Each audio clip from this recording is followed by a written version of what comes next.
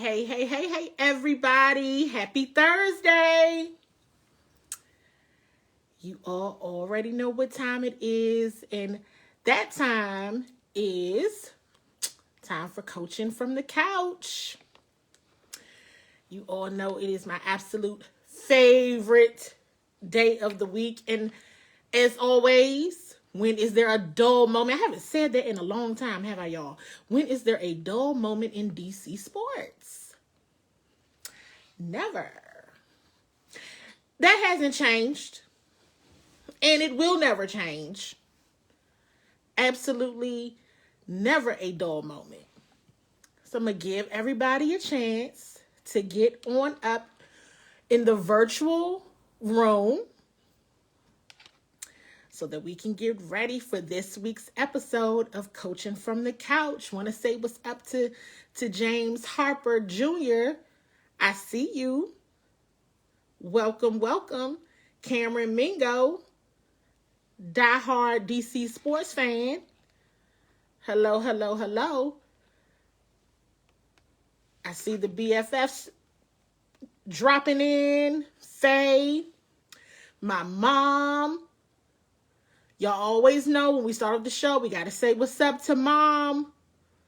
We got to say what's up to mom. What is going on? Damon. Hello. Sabrina is on. Checking in. You all already know that Cameron has already put it in the chat that the Wizards at that moment was winning 20-19. I see how NATO just made a 3 and now they're up by a point. But I'm going to give everybody a chance to get in the room. Give everybody an opportunity to tag in their DC sports loving family and friends, because we have a lot to talk about as always. Want to say what's up to Brian.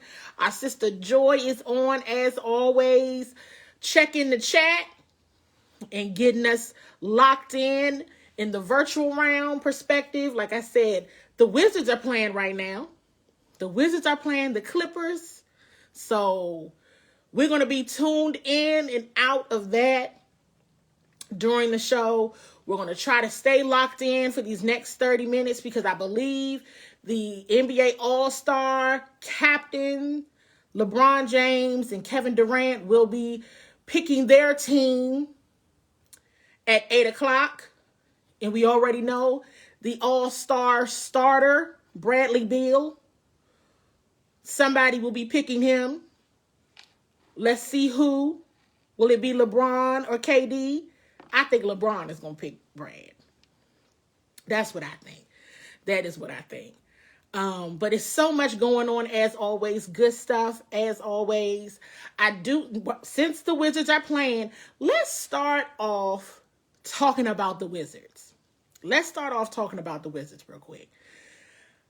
I'm hoping for the Wizards to have a comeback game tonight. Now, we know when they played the Clippers a couple of weeks ago, that game was a little rough. That game was after the Wizards had beat the Lakers in overtime. So I'm going to attribute that loss to a couple things. One, they were tired. They were tired. They were on a win streak. They were on the West Coast. Again, they had just had a hard-fought game against the defending champion LA Lakers the night prior. So we're just going to say, hey, and hey, the Clippers came ready to play. The Clippers were awesome. They were good. So it wasn't like a fluke win by the Clippers, but I do want to say that, the Wizards need a little bit more oomph, if that makes sense. It looks like they got some oomph. I'm hoping that they stick with the oomph because, at least in my opinion, this past week, I don't know about you all, but that was some tough losses, in my opinion. The Wizards game against the Celtics on Sunday While that was a fluke, if you will, accident, with Brad slipping in the final seconds of that game, I said to myself, oh, they're just going to let Jason Tatum score these easy layups? Jason Tatum scored like 9 points in like the final minute of that game on Sunday. That was disappointing because the Wizards did let that one just slip away. They really did. And after the game, and we talked about this on the Triple W podcast. Is everybody watching the Triple W? Are you subscribed? The Triple W podcast on YouTube. On YouTube, you know. So I'm just like, make sure you tune in because we talked about that. And I'm going to tell you, I see Cameron's point here. But even Brad said in the presser, there's no way we should have just let Tatum get those easy, like he just got those easy layups. I'm like, did anyone not know that the ball was going to go to Jason Tatum? Brad was so disgusted, and he called the loss goofy because that's how he felt, that they had done some goofy SHIT at the end of that game. And I agree with Brad. And my girl Tina Moore just checked in. Tina, I don't know if you saw that game on Sunday when the Wizards lost to the Celtics in the final moment, but they absolutely gave that game away. Brad was so disgusted. Davis Bertans, so upset. You could see it on their face. You could feel the energy in the presser. They can't give up. They can't give that up. And one thing that bothered me so much about that was there they go, not closing out games again. There it is. And we have to go ahead and shout this out. We mentioned this on the Triple Dub pod.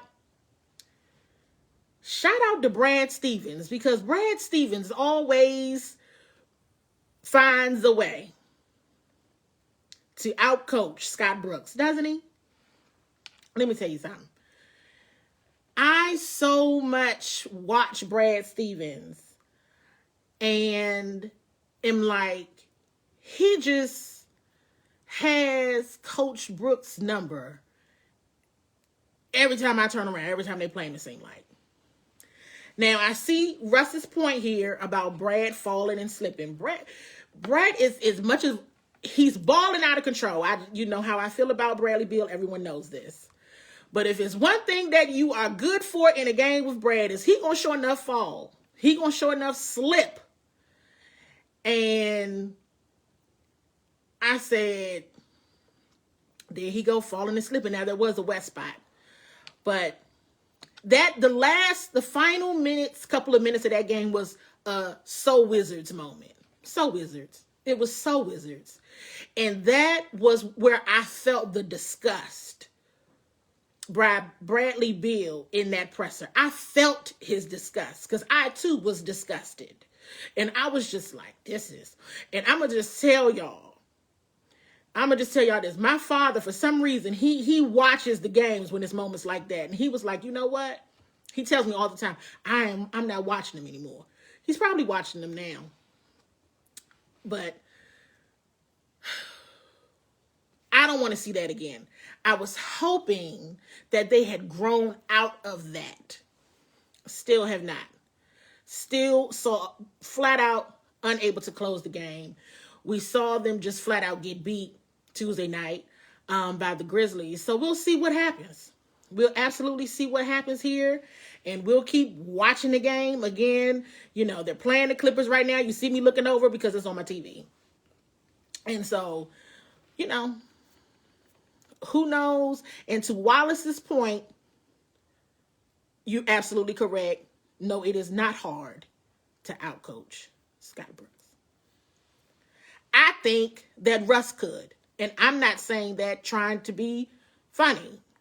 And sincerely, I've, put a team together, Russ. I will cover y'all on this show like I do everybody else. So, hey. Want to jump to the Caps real quick. So here's a storyline we should be tracking when it comes to the Washington Capitals. Alexander Ovechkin is in his final year of his 13-year contract. He would be eligible for unrestricted free agency this offseason. Let's watch this. Now, hey, listen. Ovi actually represents himself. He doesn't have an agent. Okay, I ain't mad at you. That's the way to go. I appreciate that. I appreciate that approach. So Ovi and the Caps GM have agreed that they would table contract talks until later in the season. It is expected that they could revisit talks sometime around April. So let's see what happens. I've been hearing a lot of conversation about the Caps already being strapped for funds, basically. And the fear that Ovi may want a pay raise. Can he even get a pay raise? I don't think there's a discussion about whether or not he deserves a pay raise. We're not going to go there. Okay. Let's just hope the Caps do the right thing by Ovi, please. We do not want to have any disastrous contract talks. And we don't want to have to go through that on a Thursday night. Y'all absolutely don't want to see me melt down. When have I had a meltdown on the show? I think I have a time or two. Maybe had like a slight little meltdown or just a slight bit of losing it a little bit. That would be a for sure. CWall lost it on her show if they don't do what's right to lock in Alexander Ovechkin. Okay, let's keep our eye on this story. Let's just keep our eyes and ears open and see what happens. The only thing that needs to happen is that the Caps need to ensure Ovi retires a Washington Capital.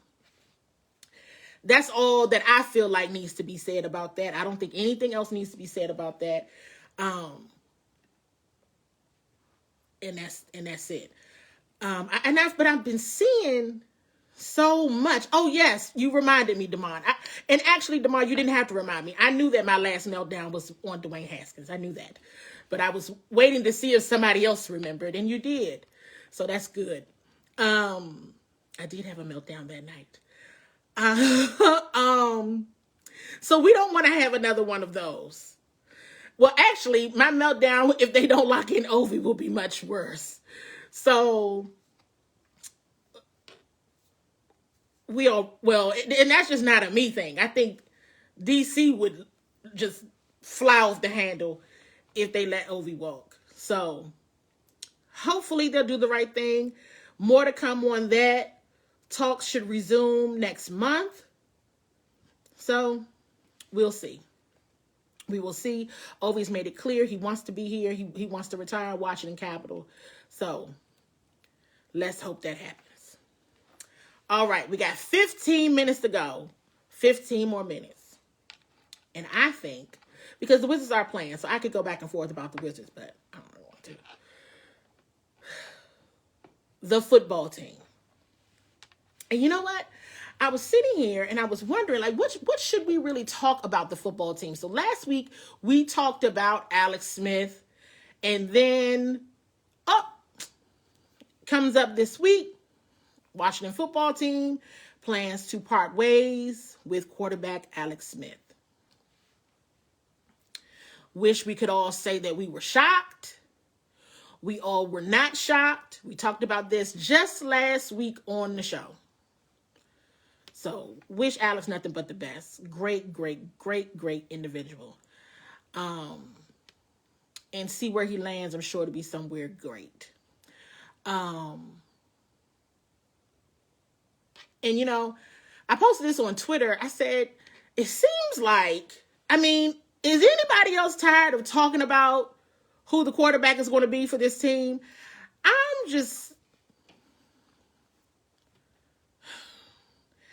I cannot wait until this franchise determines who the long-term quarterback will be. Because this is just going to be an ongoing saga. I mean, they've been tied to just about every single available quarterback, right? They were tied to both, why can't I think of the quarterback's name? Both Jared Goff, Matt Stafford, Marcus Mariota. I saw, there's stuff about even with Derek Carr. Now, of course, with Sam Darnold. Just so much. Of course, conversations about the potential of them trading up in the draft to get a quarterback. And it's just an ongoing saga. And like Damon said, a decision needs to be made. Something needs to happen. And whatever it is, it's gotta work. Because I'm just tired of are you all tired of counting the quarterbacks? That is a lot to deal with. That is just a lot. And we all know that the fans that make it deep into the playoffs, they can go in and out of all these other positions. But if it's one thing we always know who their quarterback is. We always know who the quarterback is of that team. All of the teams that make it deep into the playoffs. So this is a conversation that they need to figure it out. They got all this good, all this, all this firepower now in the front office. Let's make something happen. Let's figure this out. And Masdak is bringing up a great point. Nothing on the table is a permanent fix except maybe draft, in his opinion. That's the thing when it comes to getting a veteran. Now you draft, you have an opportunity to bring in somebody, of course, right out of school, coach them up and kind of groom the type of quarterback that you want. Now, hey, we were just talking about this with Dwayne Haskins. What was that? 2018, y'all? 2018? 2019? And we see how that turned out. So I don't know, but it needs to just happen. They need to work it out, figure it out, make a move. It is, probably, anyone you ask most people, you would think that it's the most important position on the field. And I will just continue to always say the teams that make it deep into the playoffs, you never have to question who the quarterback is. It is a staple on that team. So we'll have to see. I see a comment here from James, trade up for Lance and let him sit behind Heineke for a year. Whatever they decide, it needs to be for the long haul. And it needs to be somebody that's dynamic. It needs to be somebody that is explosive, and that can learn, that is teachable, that is a leader. So we all sitting here waiting. Everybody's sitting here waiting, trying to figure out. Because here is a known fact. Everybody in the league and out knows that the Washington football team is looking for their franchise quarterback this offseason. So, and it's hard to find a good quarterback. It's hard. We know that, right? Good quarterback is hard to find. So I don't know. Football folks in heaven, please hear our cry, hear our prayer. So let's just see what happens. It really is we are waiting to see what happens. When you all hear stories that the Washington football team is exhausting all of their options, that is true. That is true. And that is why I just sit back and just be like,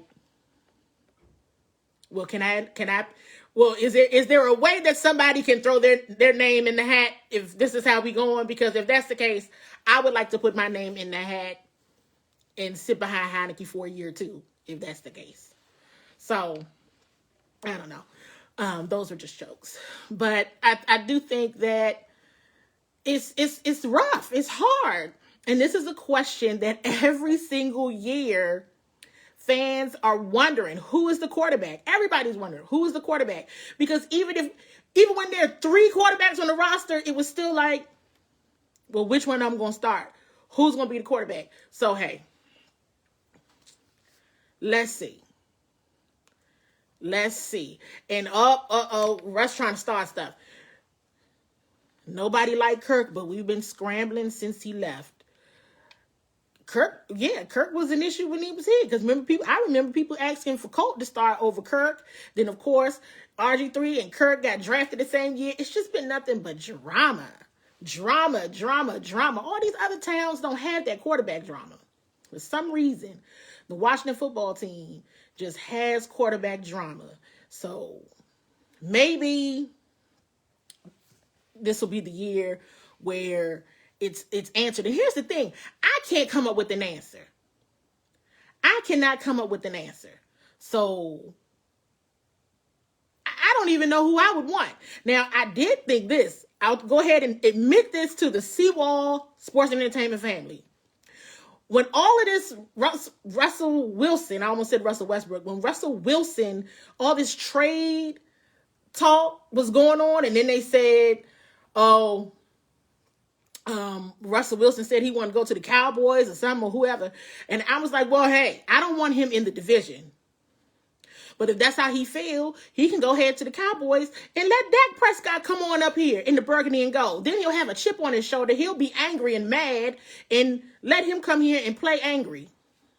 That was about the only emotion that I got out of any of the quarterback names that I heard.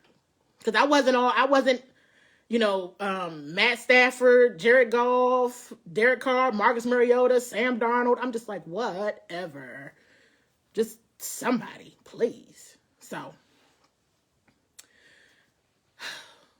we'll have to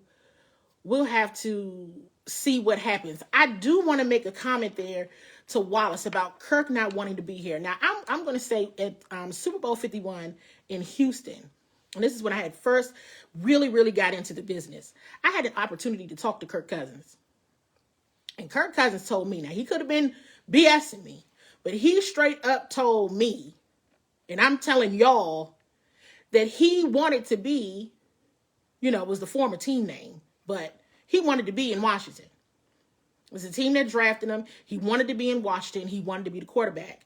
And his comment was, as long as they'll have me and as long as they want me, I will be here. I want to be here. That's what he said to me. Straight up, looked me in the face and said it. Because at that moment, I'll be very honest with you all. At that moment, I'm listening to you, Kirk, and I told him, Kirk, I didn't realize you were this tall. Because that's the kind of stuff that ends up coming out of my mouth when I'm talking to players. I'm like, wow, you're really tall. Wow, man. Hey, okay, all right. Well, let's continue talking.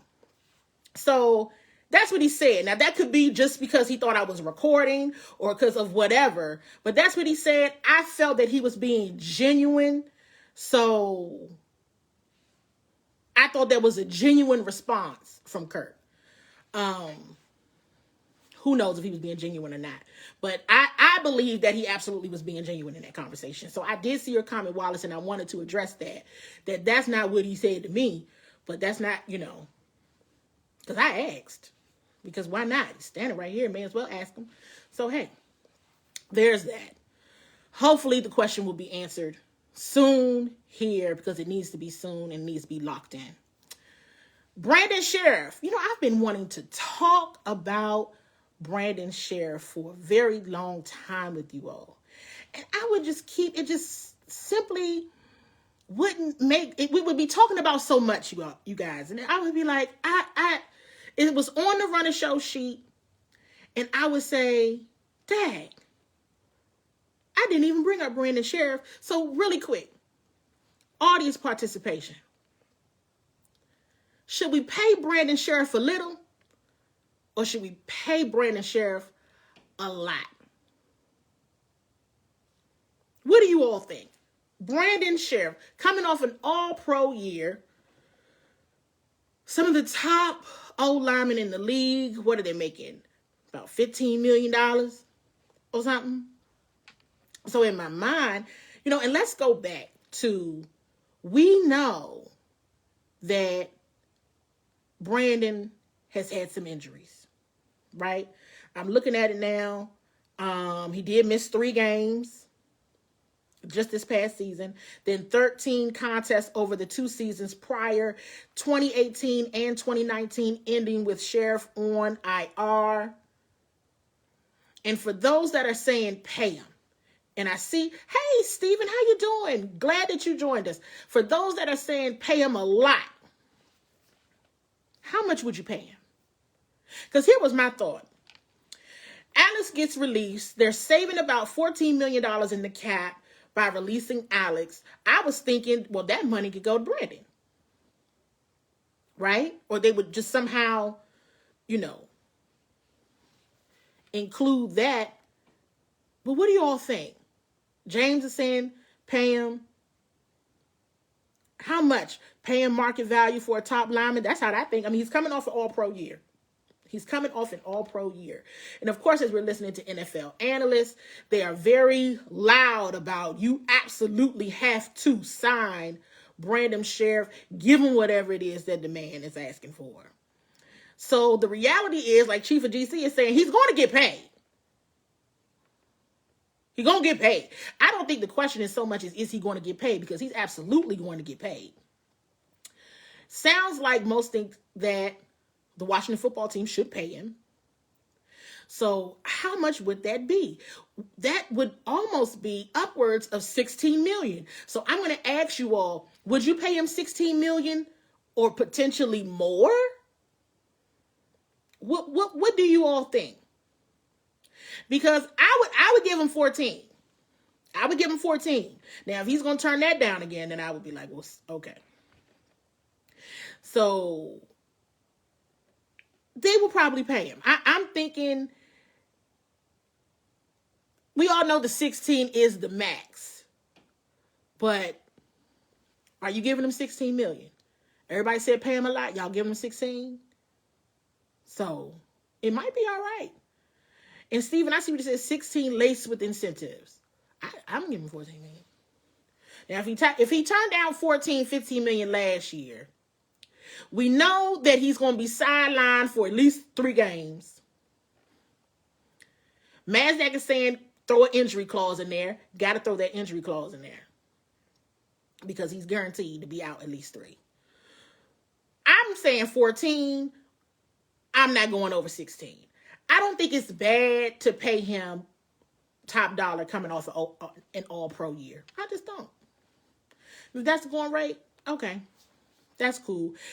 It's just, I still have left tackle concerns. So it's like, all right, if we can get, all right, if we can keep, something solid on the O-line. I think I saw a comment that said that you feel that the line plays better when Brandon Sheriff is in there, then hey, he can't. I agree with Damon wholeheartedly. Whatever he does, if they don't pay him, we don't want him going to another team in the division, but we already know that he probably would.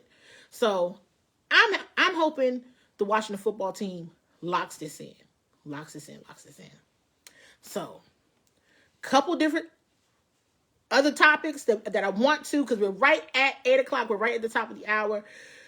Terry McLaurin did an interview today with Jim Rowe and shared that he had a high ankle sprain in both of his legs. Now, we all knew that he was hurt.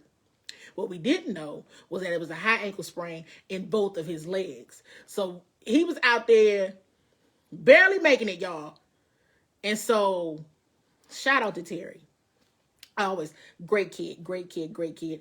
Shout out to Terry for going out there, because y'all know I wouldn't leave out my house with a semi ankle sprain. So he had both his legs was jacked up, and he was still out there making it happen. So I appreciate him.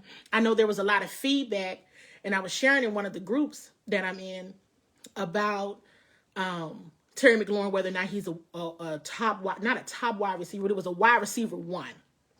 So I was just like, hey, is he? Because that question was asked to me. Do you really think he's a wide receiver 1? Do you really think he is? And I'm like, well, yeah. And they were like, well, on other teams, he might actually be like wide receiver 2 on high performing offensive teams. And it had me thinking, but listen, Terry's out there playing the way that he did, still played with those injuries. He's all right with me. No complaints from the floor on that. I also saw some comments, and it was actually on my runner show sheet, about the cheerleaders, and they're going with the co-ed dance team. Hey, look, my only challenge with that, they know that the program came to a halt a month or so ago. But what was kind of appalling to me was that the cheerleaders found out on social media about this new team. So that was a lot of drama. There was a lot of drama when all of that, a lot of social media drama when that was officially announced. So, wishing all those ladies nothing but the best. But that had to hurt that they were finding out on social media that the cheerleading program was officially over. So I think we covered everything. And here we are looking at the Wizards as they're getting ready to go into halftime with the Clippers beating them 61-52. And I think someone said that the Wizards weren't playing any defense, but they never do. So there's that, everybody. So listen, we're going to watch the rest of Wizards Clippers. I think since it's halftime, you could tune in to LeBron and KD picking their teams and seeing which team that Brad goes on. I think LeBron is going to pick him, but I guess it just depends on, who gets to pick what. I think LeBron going to pick him. I could be wrong. Who knows?